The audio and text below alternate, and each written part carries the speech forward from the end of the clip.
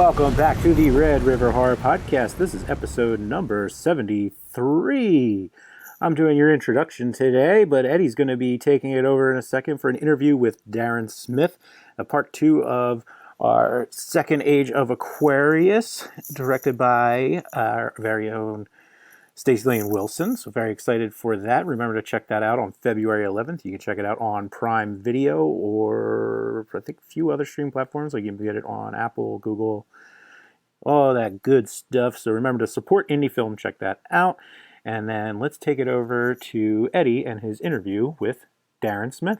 If you listened to the podcast last week, yes, we spoke to Brooke Lewis-Bellis. Obviously a big horror focus there. And we spent a lot of time with Brooke because she's a Philly girl, so we had to pretty much run through all things Philly. No, not just the cheesesteaks and stuff like that, but the art scene and so much more. But the subject of that interview ultimately was the Second Age of Aquarius. This week, we have one of the writers.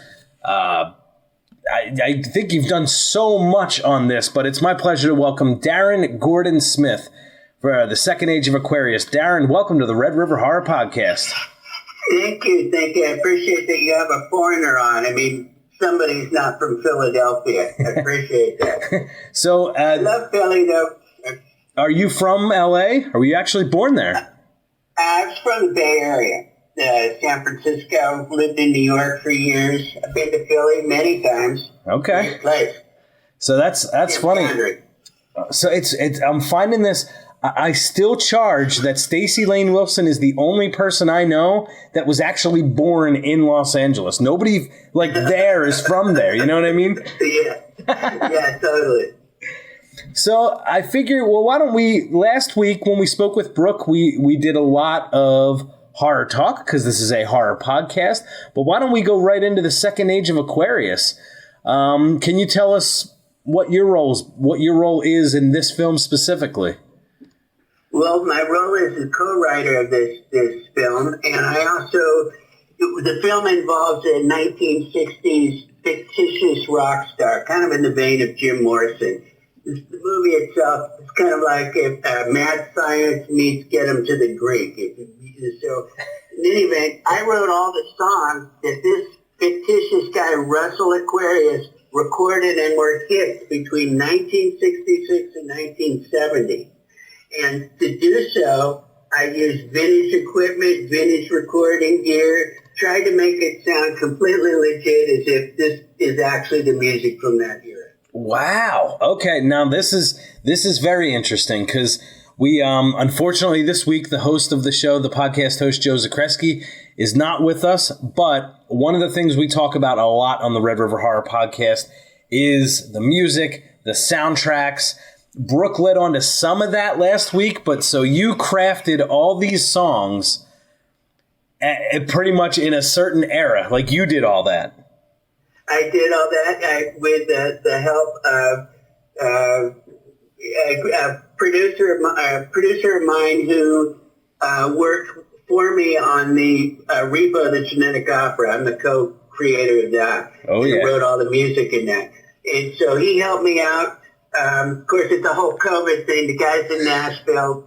I'm here in L.A. But in any event, and I should say, the lead vocals are done by Michael Ursu, who is also the co-lead in this film. He is Russell Aquarius. I was going to say, I'm looking at the pictures on the website you guys have up, and I was like, that's got to be, even though it says it right under his name, all I needed was a look, and I know that's the guy you're talking about. Yeah. So did we when we found him backstage, man. The guy's like, this is perfect. Not only does he have the look and the acting chops, but he really is a musician. So he played the guitar in the movie. It didn't take much coaching to get him to go where he was because the guy is very, very talented. Yeah, no, that's awesome. And tell us about some of the rest of the cast. You have them all listed up here, but can you fill us in on the rest of the players here? Yeah, well, I tell you, Christina Jacqueline Tauf is the lead, and she plays this computer programmer who wants to recreate to life her favorite rock star who supposedly died on stage in 1970 at the Gettysburg Music Festival when like the hand of Zor came down and zapped him got electrocuted. She brings him back to life. The character Alberta, played by Christina Kell, and she gets a little more than she bargained for when she brings Russell Aquarius back to life. Sure, she likes having sex with the guy. The best sexual computer avatar maybe she's ever had. But he's also, he's chauvinistic. He's a man of that era. Sure, he's peace and love and all that, but, more or less peace and love for, guys. Yeah, right. That's the I was saying this. I actually say this a lot though on the podcast. One of the things I appreciate is the co-writer of this film, Second Age of Aquarius, is a good friend of Red River Horror. She's the lead critic, Stacey Lane Wilson, and like she pulls no punches. And there's no what my favorite thing about Stacey is like there's no PC. There's no holding back. You know what I mean? Like, it's just like, here's the way it is. Here's the way it was. Like, let's push forward. Let's go. There's none of this, we should think about this person being sensitive here and this. Nope. It's all forward. So is that Second Age of Aquarius rating wise, who is this film made for audience wise, I should ask? I think it's really made for people who love This Is Spinal Tap, who love Woodstock, who love The Doors, the movie by Oliver Stone. Mm-hmm. I think it's for a lot of different people, and I know that a lot of the horror crowd that we developed around when we were doing Repo, the genetic opera, they're also, they're into this too. Yeah. So I would encourage anybody and everybody to come and watch it February 11th when it's out on all the platforms. Yep, and that's something I wanted to touch on. This has been. I've heard about this. I mean, obviously, Brooke Lewis Bellis, great promoter of all things. She's had this like in the docket for a while. And I've seen Stacey share a bunch of stuff about it, but it's taken quite a while to get to this point. Can you tell me why you decided now to release it, as opposed to going the route of, say, the genetic opera from all those years ago? Yeah, the reason is it has to do with COVID. We got everything wrapped up and everything was fine. It was just the end of 2019. But then COVID hit and it slowed down the post-production process. Also, that's really the main reason. Yeah. And so it was good. We got out. We since then, we took it to the Zed Fest in LA and we won 4 awards there. And it was great. And it not only because it's just getting the recognition, but just on top of that, you probably know what it's like. You're sitting in your room all the time or in your studio or something. It's nice now to be able to get out in the world, kind of. But in that case, we actually did. We were able to get out in the world and watch people enjoy what we were doing.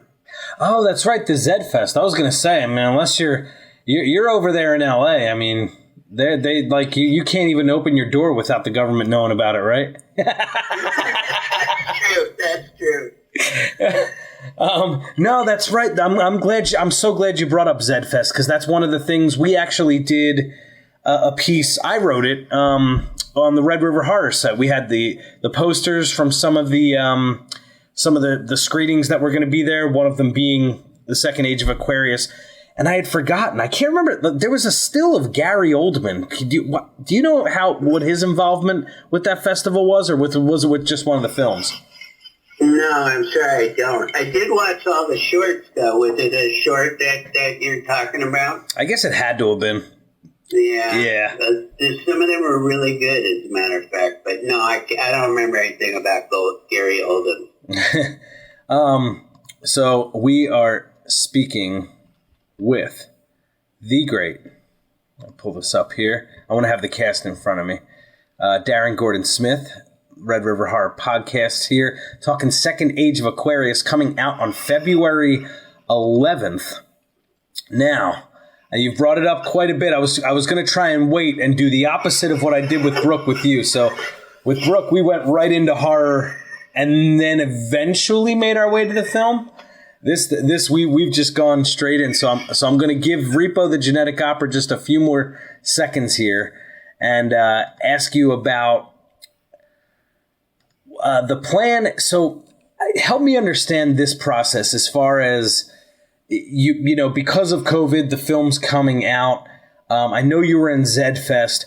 What typically would this path have been had COVID not been a thing? Like you obviously you're writer on this film, involved in all the music. Like what then? So you make the film, it's complete. What typically would have been the process had COVID not existed? If COVID had not existed, we would have gone the festival route. And done that, possibly get an actual theatrical release. And, you know, it's interesting because when Repo was out, it was easy to qualify for the Academy Awards, as a matter of fact, for music. When you write original songs, they had something like 5 spots. We didn't get that spot due to some people that I will not mention who were the producers, but didn't send it on time. But the point of all that is, this time around they got 10 spots, and you know we would have tried for that if we had the theatrical release. Now, this way though, I think it's a great way to go to do the platforming. Obviously, that's just the way people are watching films these days.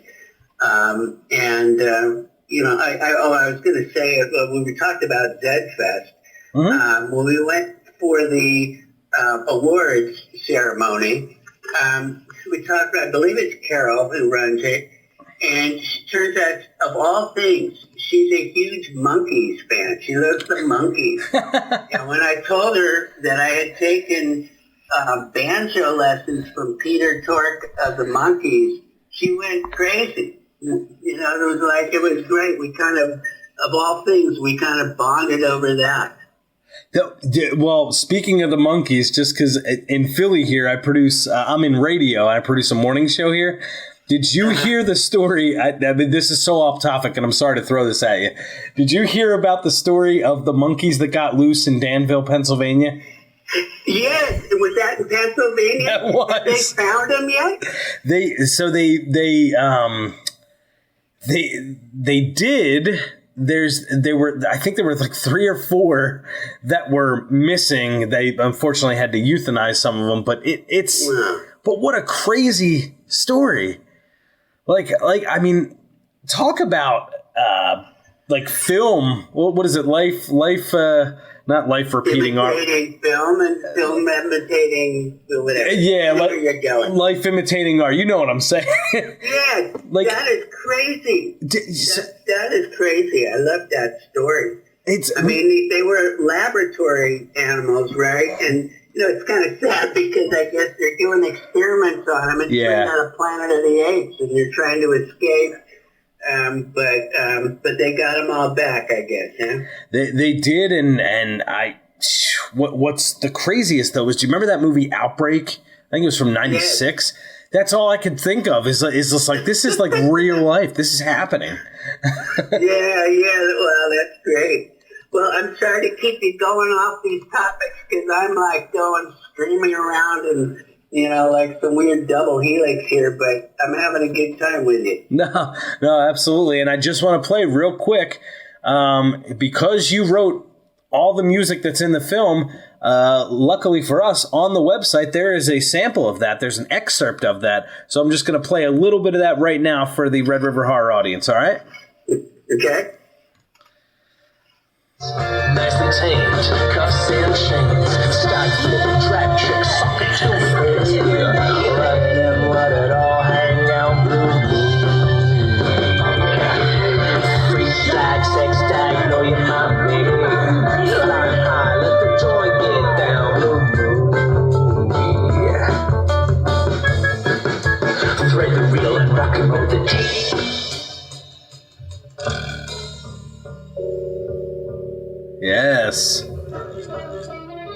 some of the sounds from Darren Gordon Smith, our guest on the Red River Horror Podcast this week, from the film The Second Age of Aquarius, coming out on all the streaming services on February 11th. Now, let's get to some of that horror. So, you've brought it up quite a bit, and I'm very excited to talk about it. Repo, the Genetic Opera. I usually don't do this, but I have to ask first, how was it working with Darren Lynn Bousman? Obviously, I'm a big fan. Then I won't say anything. It was great. Let me tell you a little thing about Darren. He was our first director. Now, Repo started out as a stage show, and we did it in L.A. before going to off Broadway in New York. But the first director that we had for our stage show was Darren Lynn Bousman. This is pre-Saw, pre-Fame, all that stuff. Sure. And literally, Darren said, I love Repo so much that, if I ever make it big, I want to make a movie of this. And of course, we were just, Terrence the dude is my co-writer in this, in Repo. We were just kind of like, what are you going to say to that? It's like, yeah, okay, cool. Well, fast forward a couple years, Darren Lynn Bousman does make it big. Right. And true to it, yeah, real big. And he's true to his word, man. He's like, I am making this movie. Wow. It was great. Now there's a guy who doesn't pull punches either, man. And he is, he's very blunt, very direct. But, I think the results of his stuff speak for themselves. But, I do have a lot of respect for him as an artist, as a director. He's very good. Yeah, no, for sure. And I'm sorry, it is Darren Lynn Bousman. So if he comes on the show and breaks my ball, I totally understand, Darren. But what do you call it? No, we actually made a horror short film. There was a company about 6 or 7 years ago called Tent Square, and it was a way for people, I guess not in Hollywood, people like me here in Philly, to put their content out there, try and act, write songs, like win different contests in the creative space to be a part of the film business. Even though obviously I'm not in the film business out there in Hollywood, but it was a way for someone like me to get in. Darren Lynn Bousman was one of the judges so they tasked us to create a short horror film. So it was 5 minutes in length. And we didn't win, obviously. And we didn't make it as a finalist. And but I thought it was so cool. The films that did win were obviously judged by him. So I watched them. I'm just like, okay. What is he looking for? What is his process? What's his style and things like that? So I kind of got a view into his mind, I guess we'll say, other than from his films. But you brought up Saw. To take something like Saw that was so big at the time and have to follow that up, I thought he did a fantastic job. So I'm sorry, I'm a bit of a fan of his. So we'll just talk about him for a few more seconds, then we'll move on. Yeah, that's fine. Yeah, no, he's been, and like I said, true to his word. The guy said he was going to make it. He pretty much strong-armed the studios, and that's another story in and of itself of how he got them to Lionsgate to agree to produce Repo. Oh. Yeah, so, long and short of it, he said, I'm not doing any more movies until you do Repo. So we did that. Initially, he pitched it to Bob Weinstein of the infamous Weinstein brothers. Sure. I don't know if I can use foul language here on this show, but please. Okay. Bousman, we're in New York. Bousman comes out of the meeting. He says, Bob Weinstein gave me the $3 million fuck you. I'm like, what the hell? And he's like, yeah. guy said he'd give you $3 million for the film, but you have to make it out in Romania or something like that where you can actually do it for $3 million. And luckily we didn't go that route, and we got a much better budget than that. So okay, it was a very good experience. That's weird. See, now I've heard as much as, hey, I know the Weinsteins put a big X on their name. I get it now for sure. But I did hear that Bob knows his stuff. Like, he was the Dimension Films label. He was into the horror genre and was a fan of producing horror films. So that surprises me. He just wasn't into that project. Yeah. He might have been into it, but he was just like, this is a niche thing. He didn't want to put a lot of money behind it. It really, everything worked for the best because we used Lionsgate, and it was co-produced by Twisted Pictures, who, of course, are the people behind the Saw franchise. Yep. So I have no complaints whatsoever. Everybody was great. And I'm looking here just on Repo, the Genetic Opera. What was that? That was 2008. So Bousman would have had Saw 2, 3, and 4 under his belt completely by then, right? They made them year after year. Yes, I believe that's right. He made another one, and then we'll pivot from here. He made another one called Abattoir, which I think is translation for slaughterhouse. I can't remember in which language, but that was a good one too. I liked. Yeah. Actually, Abattoir is a ghost, and I didn't know that either when he started this out. I think he started out having a comic book of it. Okay. I remember going to that, and I didn't know that word, but now I'm hearing it all over the place. But yeah, that was great. I happened to be in Spain when he was doing the movie 11-11-11. So, I'm not sure if I made the cut on that, but I had a little walk-on scene in that. So, yeah, it's been a great experience. And, mostly, you probably know this. The Repo, the Genetic Opera, has got fans all over the world who dress up in shadow cast. They pay, their own money. Some of them are thousands of dollars of costumes, and they know every word in every part, straight out of Rocky Horror. And that's a great thing because it's a movie with legs. It's 2008. You're right, but to this day, I get definitely on a weekly basis.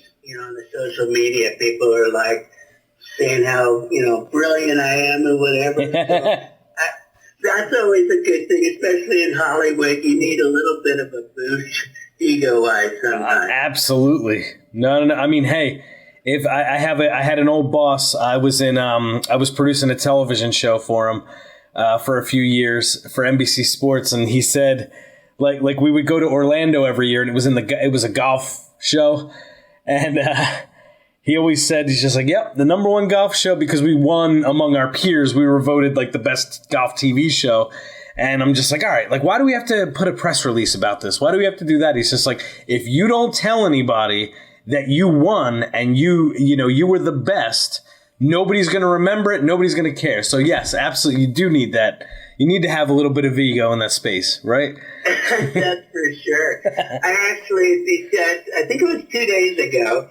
Of course, I'm on some of the Repo fan club feeds on Facebook, and somebody had posted one of these contest things where you vote what is your favorite song from Repo. Mm-hmm. And I looked at that and I'm not eligible to vote, but I'll just throw my weight behind one of them, which happens to be Cremaggio, which was sung by Sarah Brightman. When I did that, I got 20, 30 responses. They're first of all, they couldn't believe it's me. I don't know, maybe they thought I died in this. but they're like, oh my God, thank you, sir. Thank you so much. I love your work.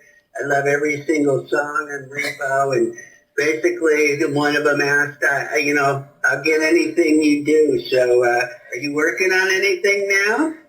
And I'm like, Yeah, it's really nice you asked, because on February 11th, the Second Age of Aquarius.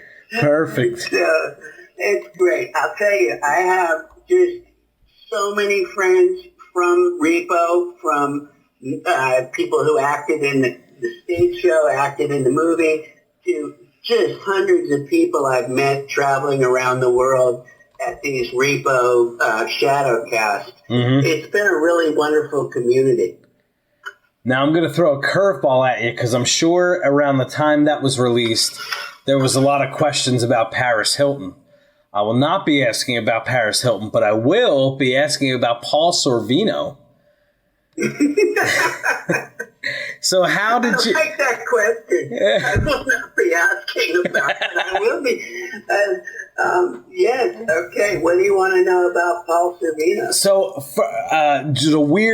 this is a very strange story. I could have sworn I saw him at a diner that me and the co-host of this show, actually the podcast host, Joe Zakreski, we went to this place called the Domino Diner in Philadelphia here in Roxborough, the northwest section of the city. It used to be open 24 hours, right? And you would see random, like, local celebrities. They would come in late sometimes on a Friday or Saturday night. I don't know if Paul Sorvino has any connection to Philadelphia, but I could have sworn that I saw him. And I'm just like, dude, is that the boss from Goodfellas? Is that Paulie? And we were looking. I think it might have been, because he does have a nexus with Philly. And although I wasn't there at the time, he did take a bunch of people out in Philadelphia to kind of like I don't want to say mob-style diner, but it was something like that. And it was like they closed up the shades and closed the doors, and they were treated to like a really intimate Italian dinner at this place. So, yes, the short answer is he grew up in New Jersey, and I have no doubt that he goes a lot to Philly. So that probably was him. Of course, I was too... And the thing is, I wasn't a big, like, drinker or anything like that. So it's not like I was hanging out at this 24-hour diner because, I was trying to sober up or anything. I was just like, if that's him, I don't want to walk up and say anything. But I could have sworn that was him. So he's in Repo, the Genetic Opera. Yeah, I just got to... How does someone like that make his way into a film like Repo? Well, he was the very first actor we secured for Repo, for the movie. And when I went to his house, his place in L.A., he said he would accept this role, but only if he had an opera tutor for him. Because he basically loves opera. He's sung it his whole life. And he took this role so seriously that he wanted this to be... it had to be legit. And his role does call for a lot of Italian opera, basically, and he did it so well. I will say this: he told me, at the time at least, he says, "This is the most important movie I've been in like 30 years." Wow. I said, wait a second, Paul, weren't you in, at that point it was like Goodfellas was 25 years before, and I'm like, sure. But you were in Goodfellas. He's like, yeah. So he was essentially saying, like, for him this was even more important as a role than his role in Goodfellas. So I have to say, that guy's great. Oh, I'll tell you another one. I can speak all day about any of these Repo things. Since I co-wrote Repo, I decided I'm going to write myself a part. So I wrote myself a part. I have a little cameo as a band leader. And the day before we were to film it, we were doing the rehearsal. I'm supposed to be running down in the crowd and going crazy, essentially, and then wind up on stage singing "We Started This Opera Shit," that one of the songs from Repo. Well, when I actually rehearsed it, there wasn't any crowd. There was like Paul Sorvino and Darren Bowsman's lawyer And I'm running around going crazy, doing all this stuff. Now, after we took a break, and Paul Sorvino says, do you want to get some advice? And I'm like, yeah. He goes, your acting stinks. And I was like, rather than get defensive, because this is a great Paul Sorvino, I have so much respect for him. He told me why it stunk, how it could get better, what to do, blah, blah, blah. I don't know if I ever achieved anything for him, but I did do it better when we actually did the thing the next day. Yeah. That guy was great because he was fucking blunt. I could totally see it. I'm telling you, man, this had to have been Paul Sorvino at the Domino Diner. I don't know if I'll ever get the chance to ask him, but I at least had to ask you about it. You know what I mean? Yeah. Well, I can't vouch for whether you were drinking or not, but I'll bet you it probably was. I mean, who looks like Paul Sorvino, man? And the guy's he's a presence. Oh, man. So, again, we are speaking about the film The Second Age of Aquarius, coming out on February 11th on all the streaming services. Darren Gordon Smith with us, our guest this week. Talking a lot. Now, did you have anything musical to do with Repo? Yeah, I'm the composer. I co-wrote the songs and did the score on Repo, just as in The Second Age of Aquarius. Yeah. So, yes, I did have a lot to do with it. I was the musical director throughout Repo's stage play days, but I'll tell you that with Second Age of Aquarius, I just got so excited by the talent of Michael Ursu, who plays Russell Aquarius. I mean, the talent of everybody who was in this movie. But it really inspired me to do what I did, doing this kind of an era, the late 60s era approach to music. I love the music of that era anyway, so that made it really much special for me. And what I did to kind of prepare for it was like listen to a lot of the obscure groups from the late 60s. Not just, the Doors, the Beatles, Rolling Stones, but look at there were synthesizer groups, a group called United States of America that did this crazy synthesizer. They didn't even have a guitarist. There were Black Psychedelia, like a group called Black Murda. There were 2 or 3 all-female bands from that era. Mm-hmm. And so there was a lot of great stuff. Here's the other thing. I guess people who like classic rock, people will say, music was so much better back then, blah, blah, blah. Well, I won't disagree that there's incredible music and Stacy and I, by the way, are huge Led Zeppelin fans. Yeah. We met and we bonded over that. Okay, yeah, it's really phenomenal. But from looking and doing this research, I can definitively say the 90% of the music back then sucked. Just as like 90% of the music charts right now suck.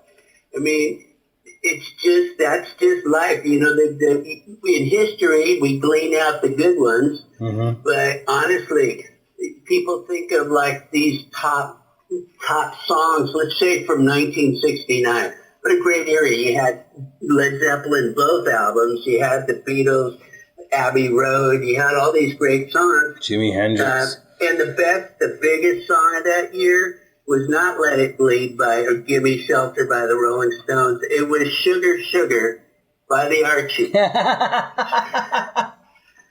It's so funny. It's like, okay, you can say what you will about the Archies, but honestly, I don't think people think of that when they think of 1969 or classic rock. Oh, man.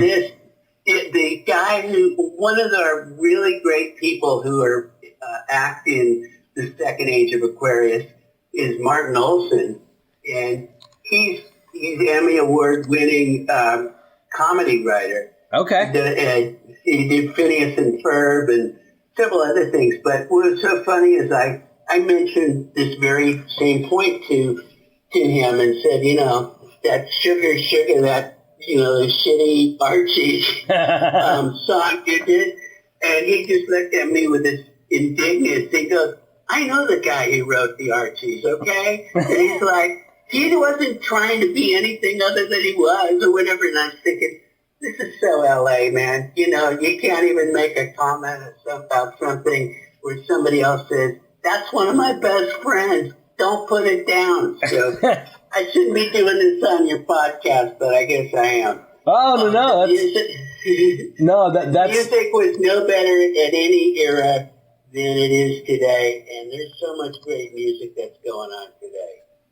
There really is. It's funny, just Stacy and my relationship over the years, just seeing her on social media, and we've talked about these different things. I'm a huge fan of a lot of the music today, but it's very interesting hearing from you and from her and from people from that know that era so well.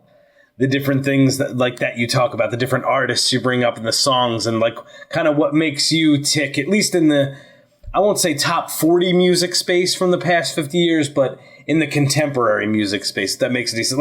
Like you said, stuff that has made it, stuff that has, that's just, a good song to a bad song, Yeah. And the instrumentalist, the character, in John Bonham of Led Zeppelin, that's him playing drums. There's so much individualism of the bands of that era. And I think also the vocalists back then in those kinds of bands were important, to be sure, but they were just another instrument. They were, like Led Zeppelin's a great example. There's Robert Plant. He's not the be and end all of Led Zeppelin. He's one of the instruments, if you will. Mm. And I think that's a big difference for music today, especially pop music. The singer is everything. The instrumentalist, to the extent that they actually are instrumentalists, they're relegated to a really, a role that I don't think is appropriate. And so I do like the fact that you had bands in the classic era who really communicated with each other. And so that was important to me. It was important to me in doing the soundtrack for the Second Age of Aquarius, because I wanted to make music, it's hard to describe, but music that doesn't sound like it's on a grid. Mm-hmm. I think people are familiar with seeing music as it's on a computer through Pro Tools. We get so exact about things, and our ears will know when something's off by a microsecond. But back in the 60s, the bands were looser.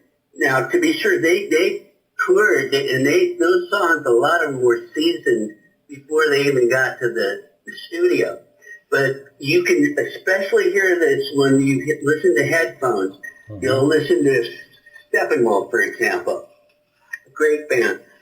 You hear the organ on one side and the guitar on the other side of your left and right channel, and one of them is just a little bit ahead of the other. And it's not totally on perfect. And yet I think that's what people love. They love the feel, and that's rock and roll, right? The feel of it is greater than the sum of getting everything right on a grid, so it's just perfect and auto-tuned. Yeah. Yeah, now is there let me think. So what would you say your favorite era of rock is? Because it has taken so many forms since the very beginning. Your favorite era of rock? I'd probably say the 1970s. Okay. And then after that, a close second would be the 1990s. The 80s were kind of a time when a lot of great music, but I think that, to me, I got energized again in the 90s when I was hearing, Nirvana and all those groups. So yeah, 60s, 70s, I kind of put those together, late 60s and 70s. That's probably my favorite rock era, but the 90s would be a close second. All right, and we are speaking to Darren Gordon Smith. He is co-writer of The Second Age of Aquarius. That is coming out on February 11th on all the streaming services, co-written with our good friend Stacey Lane Wilson, directed by Stacey Lane Wilson. And again, just to mention some of this cast, Christina Jacqueline Kauf as Alberta Stevens, Michael Ursu as Russell Aquarius, the star, I guess, Second Age of Aquarius. Keishan Giles or Giles or Giles? Giles, okay. I don't want him to get pissed at me.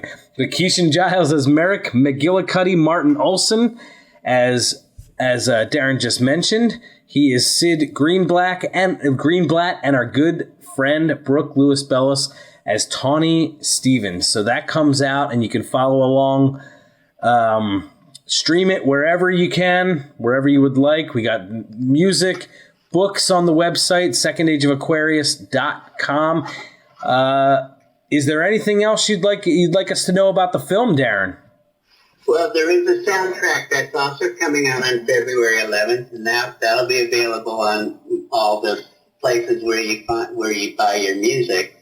I just want to say that the cast really made this movie. I mean, honestly, I'll tell you, as somebody who scored the film, I had to see it about 20 billion times. Okay. Even my own jokes aren't really as funny after the 20th millionth time I've heard it. But seeing it, and especially, I have to say, real kudo goes out to our lead, Alberta Stevens, who's played by Christina Jacqueline Kauf. The subtleties in her performance, just where she, there's a lot going on and a real art within the comedic genre, but there's a real arc in her character, and she drove this film. She really is a very talented actress. For sure. That's all I have to say. All right. No, greatly appreciate your time. Second Age of Aquarius is the film. secondageofaquarius.com, February 11th release. And that has been episode number 73 with Darren Smith. I hope you guys enjoyed it. This has been the Red River Horror Podcast. I'm Joe Zakreski. That was Eddie Cayazzo. And remember to keep traveling those channels of fear.